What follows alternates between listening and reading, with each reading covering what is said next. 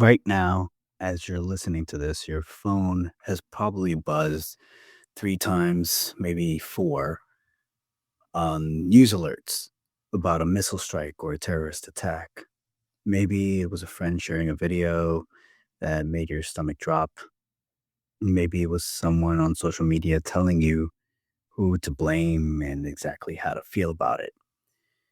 And here's the thing, you probably didn't even decide to read it, you just reacted.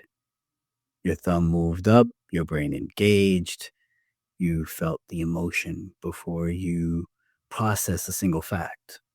And I know this feeling, I've lived it, and not to the extent that you may see. See, in October 23rd, 2014, in Jamaica, Queens, I'm in my command and getting dressed for a roll call. This is the NYPD. I'm one of the first ones ready. Haven't even turned on my radio yet. And then my sergeant comes around the corner, grabs me, and says the 2 words that changes everything, 1013. It's a 10 code for officer down. And I didn't know what was happening. Active shooter, terrorist attack, bomb. We had 0 information. All we knew was that officers were down 4 or 5 blocks from where I was standing in at a precinct just waiting for roll call. And in that moment, my body wanted to do one thing, run to the situation, because I know those cops personally, which I found out later, but also they were my people. But my sergeant, and I'll never forget this, pointed at me and put me in the vehicle. I wanted to run there. He said, get in the car. We stick together. We don't know what we're walking into. 4 blocks, it might have been faster on foot, but that wasn't the point. The point was we don't rush into what we don't understand. We move together.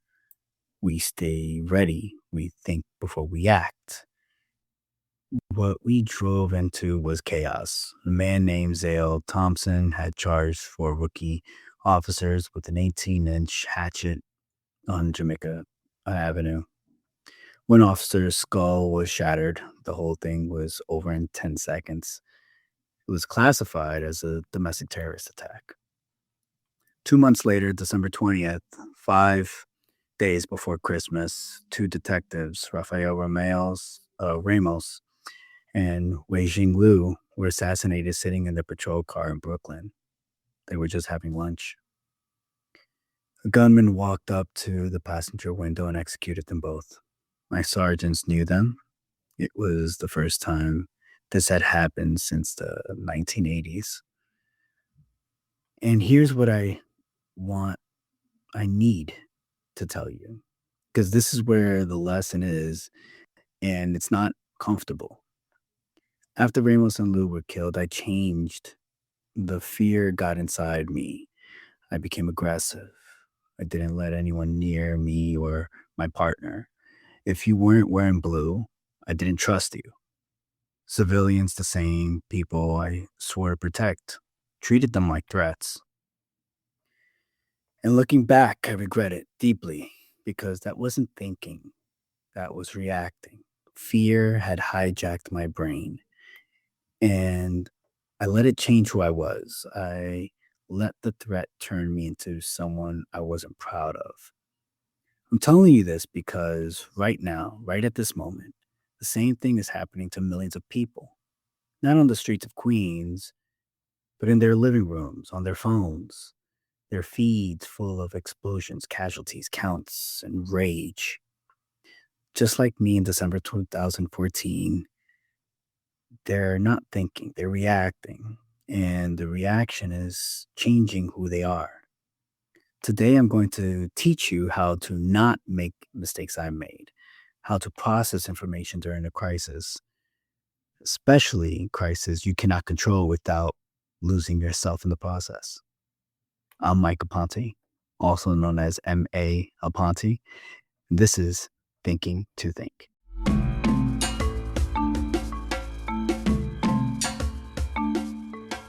Before we can think critically, about anything. We need facts, not opinions, not spin, facts. So let's lay out what we know from every side. As of the recording of this episode, I'm going to present this the way I was trained to present evidence as a police officer. What do we know? What do we don't know? And what are people claiming without evidence? Here's the factual timeline, verified across multiple independent sources. And I'm going to give you those sources. So this way it is the most unbiased approach. Throughout January and February 2026, the United States deployed the largest military buildup in the Middle East since the 2003 invasion of Iraq.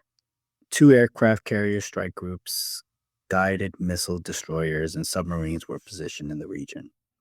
Negotiations between the U.S. and Iran had been ongoing since April 2025, mediated by Oman, with rounds of talks in Muscat, Rome, and Geneva. These negotiations focused on Iran's nuclear program, its ballistic missile capabilities, and its support for regional proxy groups. On February 24th, during the State of the Union address, the U.S. president accused Iran of reviving efforts to build nuclear weapons and developing missiles that could reach the United States. He warned the U.S. was prepared to act. On February 28th, at approximately 2:30 a.m. Eastern Time, the U.S. and Israel launched coordinated strikes on Iran. The U.S. called it Operation Epic Fury. Israel called it Operation Roaring Lion. Targets include leadership compounds, military installations, and security infrastructures in Tehran, Fahan, Qam, Karaj, and Kermanshah. Excuse me for the misspoken words. Iran's supreme leader, Ayatollah Ali Khamenei, was killed in the initial strikes, along with dozens of senior military and intelligence officials. The president explicitly called for a regime change, telling the Iranian people to take over your government. Iran's responded with Operation True Promise 4, launching drones and ballistic missiles against Israel, U.S. military bases in Kuwait, Qatar, Saudi Arabia, and Bahrain, and hitting targets in the UAE, including the data centers and civilian infrastructures. 6 U.S. service members have been confirmed killed. Embassies in Saudi Arabia and Kuwait has been closed. The Strait of Hormuz, through which 20% of the world's oil flows, has effectively been shut down.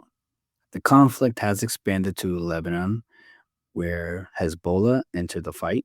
Israel has launched strikes on Beirut.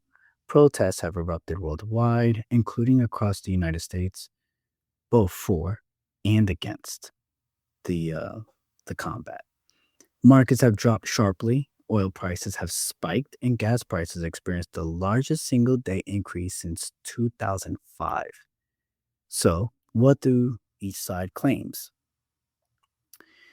Now, this is where it gets even more complicated, and here's where your critical thinking has to kick in. And let me present what each side is saying without endorsing any of it. So here's the US and Israeli position. Iran was pursuing nuclear weapons and developing missiles capabilities that threatened the US and its allies.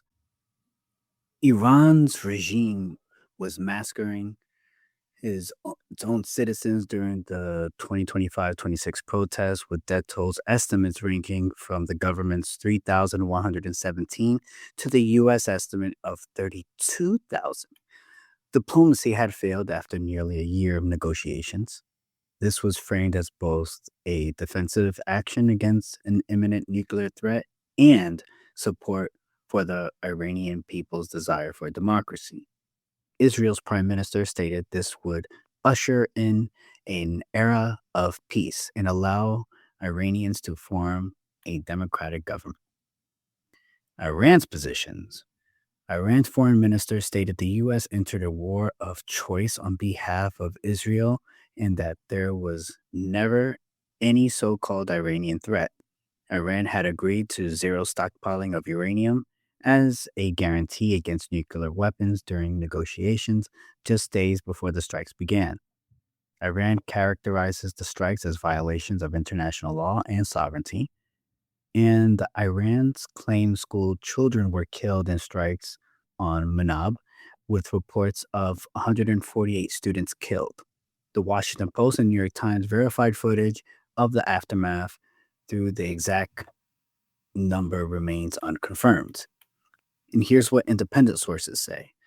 The UN's nuclear watchdog, the IAEA, told CNN that Iran was not days or weeks away from having atomic weapons, contradicting the urgency claim.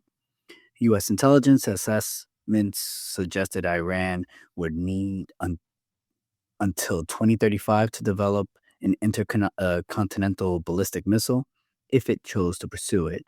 The European Council of Foreign Relations called the strikes an illegal war of choice. Multiple legal scholars at Just Security questioned whether the strikes complied with the UN Charter. And the House of Commons Library noted that around 2,000 strikes had been conducted by March 1st. Now, I just gave you a lot of information, and I want to be honest with you about something. I have my own feelings about this. I'm a former NYPD officer. I've have experience in the military, and I served this country. I have friends in the military. I also have students whose families are from the Middle East, and I have students that are serving this country currently, well, former students. And I carry all of that with me. But my feelings don't change the facts.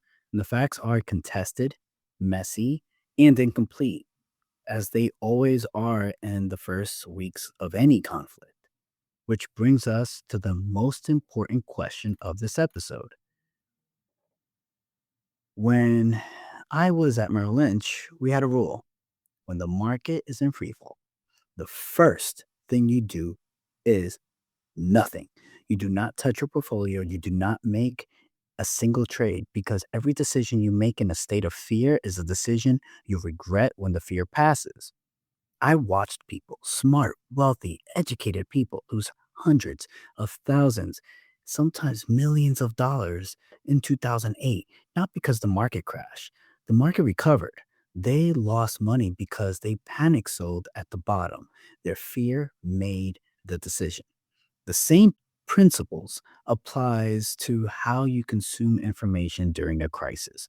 When your feed is flooded with explosions, casualty counts, hot takes, propaganda from every direction, even AI videos that are not real, and outrage from people you trust, your brain goes into system one, fast, emotional, automatic. And system one doesn't evaluate evidence, it defends beliefs. So here's the framework I want to give you today. I call it the clear protocol. 5 steps to process information when the world feels like it's falling apart. So here's the clear protocol. CLEAR. C, check your body first. Before you evaluate a single piece of information, check your physical state. Are your shoulders tense? Is your jaw clenched? Is your heart rate elevated? Is your breathing shallow? These are signs your amygdala has hijacked your prefrontal cortex. You are physiologically incapable of critical thinking in this state. So, what to do? Box breathing, 4 seconds in, hold for 4 seconds, 4 seconds out, hold for 4 seconds. Do this 3 times. It takes 1 minute. This isn't meditation fluff. This is what Navy SEALs use before making life or death decisions. It literally deactivates the fight or flight response, and it re engages your thinking brain. I use this every single day when I was an officer. I use it at difficult decisions and high stress moments as an executive director at the school. Before entering a building, on a call when I was in the NYPD, before confronting someone who might be armed, before making any decisions that cannot be unmade. 1 minute, that's all it takes to shift from reacting to thinking. L, label the source. Every piece of information you encounter has a source, and every source has an agenda.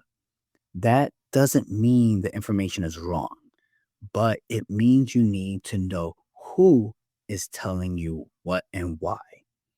During this conflict, you're going to encounter information from state controlled media on all sides, from anonymous social media accounts, from verified journalists on the ground, from political commentators with known positions, from AI generated content, and from people you personally know and trust who are amplifying things they haven't verified.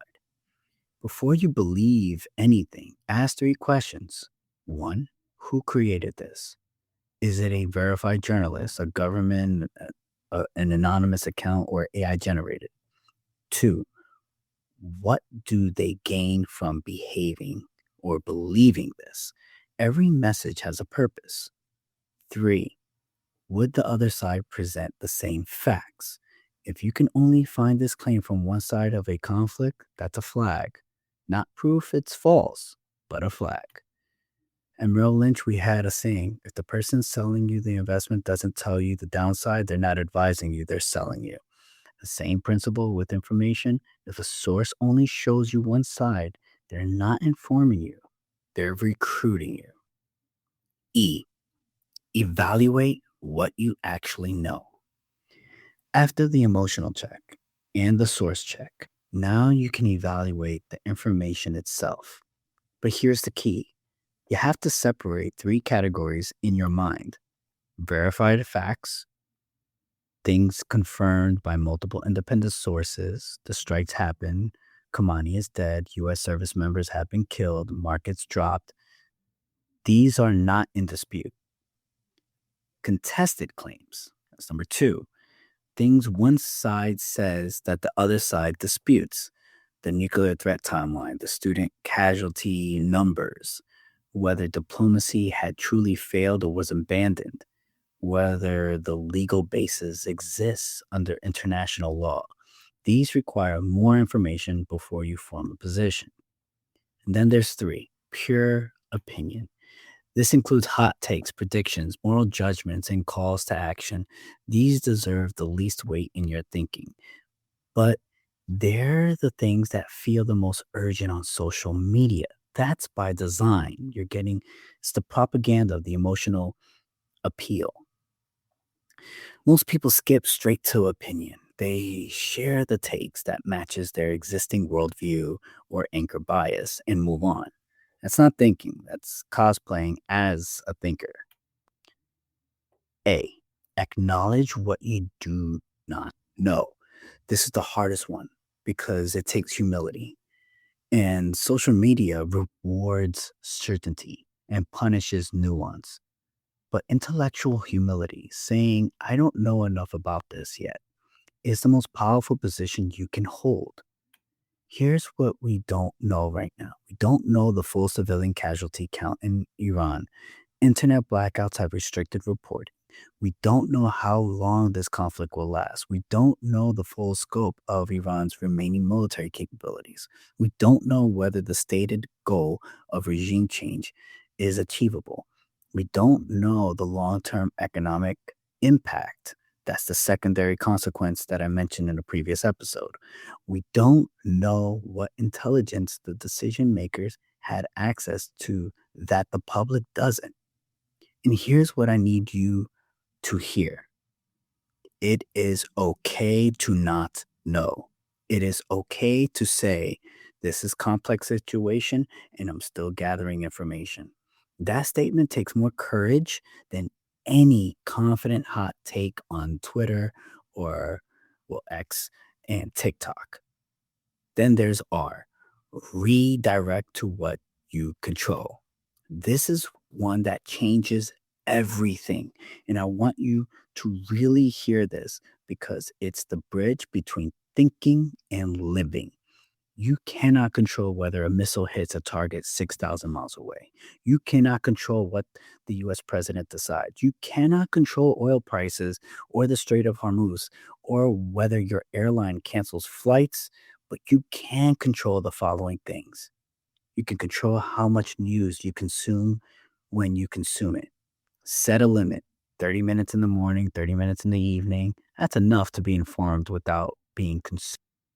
You can control the quality of sources you allow into your brain, curate your information diet the way you curate your food diet. Junk information makes you mentally sick the same way junk food makes you physically sick. You can control how you show up for the people around you. Your kids are watching how you handle this. Your coworkers are watching. Your employees are watching. Your friends are watching. Be the calm one. Be the one who asks questions instead of shouting answers. You can control your financial decisions. Do not panic sell investments. Do not make major purchases driven by fear. If you filled up your gas tank when it was cheap, good. If you didn't, don't panic buy. That creates the shortage you're afraid of. And finally, you control your conversations. When someone at the dinner table or in your group chat starts spiraling, you can be the person who says, "What do we actually know for sure?" The one question changes the temperature of every room it enters. Now, I want to take this further because here's something I think about a lot as an educator. As someone who works with young people every single day, what would happen if everyone used the clear protocol? What would the ripple effect look like? So let's think about this in concentric circles. Start with circle one, you. If you practice the clear protocol, you sleep better tonight. I'm not exaggerating. The anxiety that comes from doom scrolling is directly tied to the illusion that you need to have an opinion on everything right now. When you give yourself permission to say, "I'm still processing," your nervous system calms down. Your relationships improve because you stop projecting your anxiety onto your partner, your kids, your colleagues. Your work improves because your cognitive bandwidth isn't being consumed by a conflict you have no control over.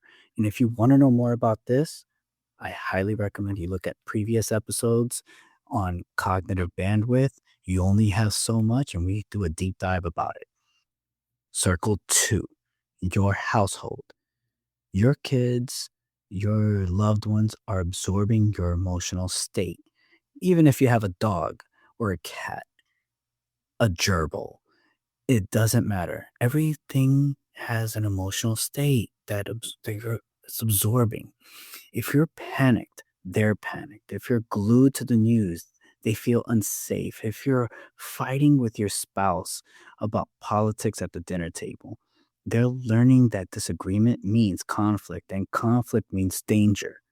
But if you're the parent or an adult who says, "Yes, something serious is happening in the world. Here's what we know, here's what we don't know, and here's what our family is going to do," you've just taught your child or even a loved one that most valuable lesson they'll ever learn: how to be okay when things are not okay. I say this as a parent myself, and I say this as a school principal who sees what happens when kids come from homes where the adults are emotionally regulated versus homes where they're not. The difference is night and day. Then there's circle three, your community. If 10% of people in your community stop sharing unverified information, the misinformation chain breaks. Social media algorithms amplify the content that gets the most engagement, and outrage, fear, and certainty generate more engagement than nuance. Every time you share a hot take without verification, you're feeding the machine. Every time you pause, verify, and choose not to share something inflammatory, you're starving it. Think about it this way: if 1,000 people in your town each influence 10 people, and those people influence 10 more, One community practicing information triage changes the information environment for tens of thousands. It's not naive optimism, that's network effects. The same math that makes misinformation go viral works in reverse if enough people practice critical thinking, which is the whole point of this podcast, by the way. Circle four, the country. Wars are fought with weapons, but they're sustained with narratives. This is a Sun Tzu, Art of War. If the people do not support a war, the war is bound to fail. If the people support it, the war can be a victory. Every side in every conflict needs public support to continue, and public support is driven by how people feel, not what they know. If enough citizens demand verified information before supporting or opposing military action, politicians have to provide it. If enough voters say, "Show me the evidence," instead of "I trust you because you're on my team," the entire calculus of decision making changes. And this is not a left or right thing, this is just facts. This isn't about anti war or pro war, it's about being pro thinking. Whatever position you arrive at, support the strikes, oppose them, remain undecided, arrive there through evidence, not emotion. That's the standard we should hold ourselves to as citizens. I want to go practical now because I know some of you are feeling overwhelmed. And some of you have family in the Middle East. Some of you have friends serving in the military. Some of you are just exhausted by the constant state of crisis that seems to define our era. So let me give you specific tools you can use starting tonight. So, tool one, the news boundary protocol. Set specific times for news consumption, morning and evening, 30 minutes each. Outside those windows, you don't check, you don't scroll, you don't engage. Turn off push notifications for news apps. This isn't about being uninformed, it's about being intentionally informed instead of reactively overwhelmed. I do this at my school when crisis hits, school shooting somewhere, a major political event, natural disaster. I don't let the news play in the background all day. We get the facts in the morning, we discuss them with the students if, it's on topic in a structured way, of course. And then we get back to work for education, not because we don't care, but because we do care. We care enough to protect our cognitive and emotional resources. Here's tool number two, the 555 rule. When you encounter a piece of information that triggers a strong emotional reaction, ask yourself three questions. Will this matter in 5 minutes? Probably. Will this matter in 5 days? Maybe. Will this matter in 5 months? That's the real question. If the answer to the 5 month question is yes, it deserves your sustained attention and careful thought. If it won't matter in 5 months, it doesn't deserve your emotional energy right now. Most of what you're scrolling past right now falls into the 5 minute category. Hot takes, reaction videos, dunking on the other side. None of that will make next week focus your energy on what matters at the 5 month horizon. Your family safety, your financial stability, your mental health, and teaching your children or others how to process the world. Tool three, the contribution check. Before you share anything on social media about this conflict or any crisis, ask yourself, am I adding light or adding heat? Is what I'm about to share verified, useful, and likely to help someone think more clearly? Or am I sharing because I'm scared and I want other people to feel what I feel? If you're adding heat, put the phone down. If you're allowed to feel your feelings without broadcasting them, journal instead. Call a friend, go for a walk. But don't become a nod in the misinformation network just because you're overwhelmed. Tool four, the emergency grounding exercise. This is for when it gets really bad, when you feel the anxiety in your chest and you can't stop scrolling and the world feels like it's ending. Here's what you do. Name five things you can see in the room. you're in right now. Name 4 things you can physically touch. Name 3 things you can hear. Name 2 things you can smell. Name 1 thing you're grateful for. This is called the 5, 4, 3, 2, 1 grounding technique.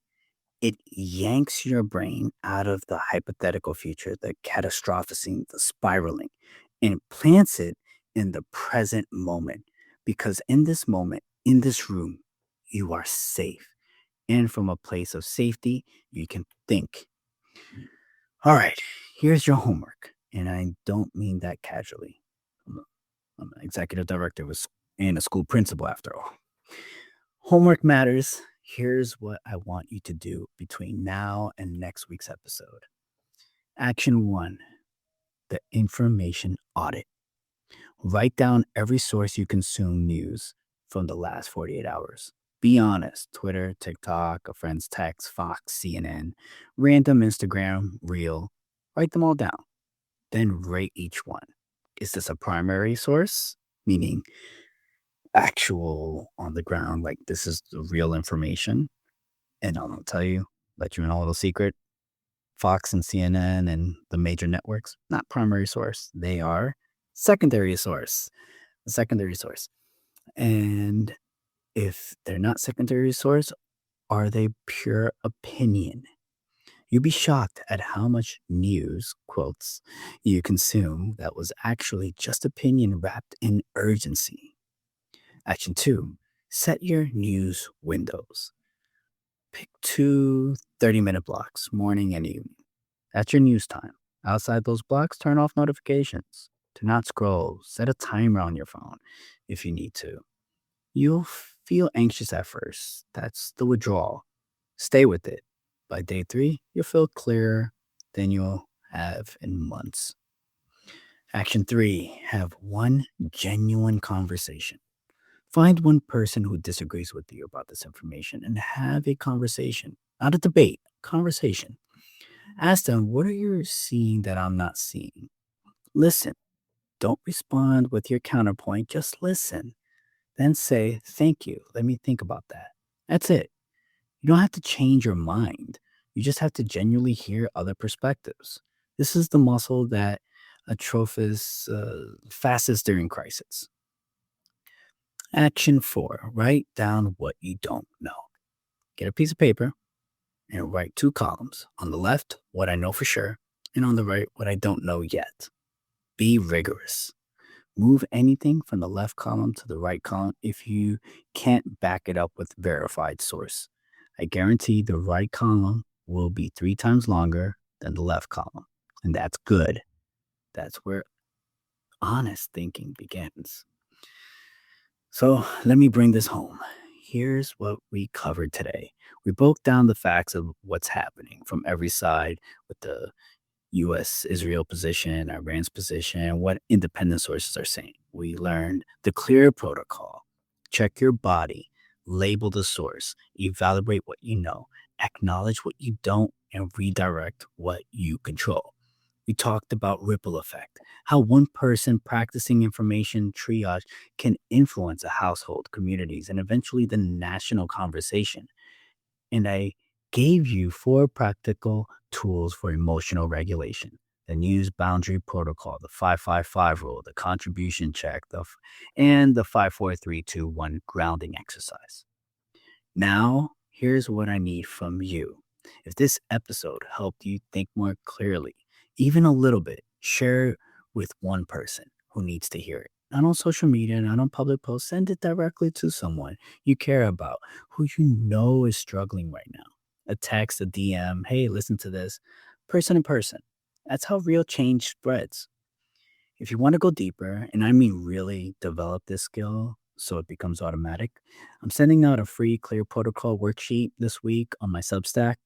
It walks you through every step I taught today with space to write your answers. Go to Maponte, so it's Aponte, .substack.com and subscribe. It's free. For those of you who want the full system, not just one framework, but the complete critical thinking toolkit with decision matrices, biases, detection worksheets, and advanced frameworks. That's available to paid subscribers for $10 a month. And honestly, if this episode saved you from one panic decision, one bad trade, one regretful social media post, one destroyed relationship, it's paid for itself. It's cheaper than a cup of coffee a day. It- the link is on the show notes. I highly recommend it. Also have an upcoming Udemy course. This course will help anyone with critical thinking, decision making, and emotional regulation. To get updates on this on the upcoming courses, please sign up for our free Substack, where I will be announcing it there once it's ready to launch. Again, the link is in the show notes. Next week, Wednesday, save it on your calendars. I am going to be discussing uh, a deep dive of history of the whole history of the Iranian regime and how it's led up to this. We're going to go all the way back. We're going to study history and how you, by learning this as an example, you'll be able to expand your own critical thinking and your own understanding, not just of the world around you, but also internally, and how you can use context to make better decisions. Until then, slow is smooth, smooth is fast. Keep thinking. I'm Mike Aponte, and this is Thinking to Think.